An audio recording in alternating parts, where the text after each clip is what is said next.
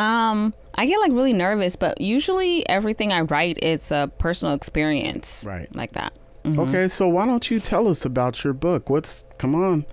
Okay, so one more time, what's the title? Love, Sex, and Sorrow. Love, Sex, and Sorrow. Yeah. So just give us a little taste without giving us too much. Okay, so it's actually gonna be 10 years now. I was shot by my ex-fiance. He rolls down the window and starts shooting. Tigest has been shot. So I got all these like 3 bullets so far is on my side. Another one is on where my kid would have sit. I'm about to it's a wrap. That's literally what I was thinking. I couldn't even really think, to be honest with you. And I think also like knowing that I was going to lose my life. My kid is gonna not have a mom. My mom is gonna go crazy. My dad, my siblings, I remember he wrote me like a 2-page letter. Like apologizing, you never did anything to me, I'm sorry. I wrote him a letter too. I said, I had to forgive him. But I didn't know what forgiveness was until like maybe a couple years ago, when I truly, truly had to forgive him. Not just to move on, I would say to make me a better person.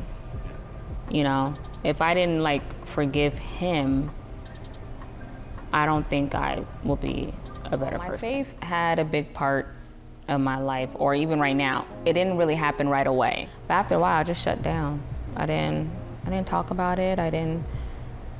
Nothing until I think I went back to church. After all that happened, I had really bad, so I had dreams, but it was like a repeat, but the dream was I was in my car.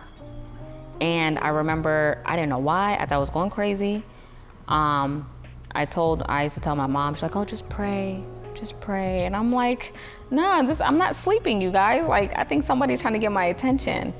And I remember I had a meeting with him and I told him about my dream. And I was like, I have this dream and it's keep going and going. I think I'm going crazy. And he was like, no, maybe he's trying to talk to you in your sleep because you're not paying attention while you're awake. And I was like, so I finally gave him the towel, and in the dream, I gave him the towel. And then he goes, oh, now you're listening to me. And I was like, oh, I said, oh, you look familiar. And I remember he was like, oh, I'm here for you. And I was like, yo, you were there, I remember you. And I went and I told my pastor when I was at the church, I was like, oh, okay, I know now. It was him, he was protecting me. And he was like, he's there. I was like, yeah, I gave him the towel. He was like, yeah, you threw in the towel. Once I started to really tap in my own faith, like really like figure out like, who I am and who I'm becoming and who he's making me become, oh, I knew nobody's gonna mess with me.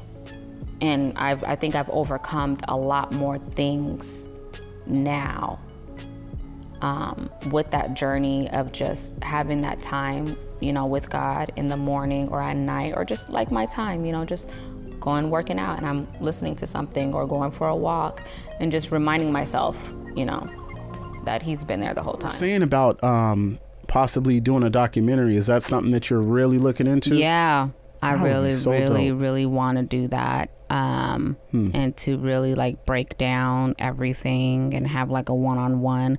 I feel like a lot of people like when they assume something about you and when they read your story, there's always another side, Right. And to like just get more in depth. Nice.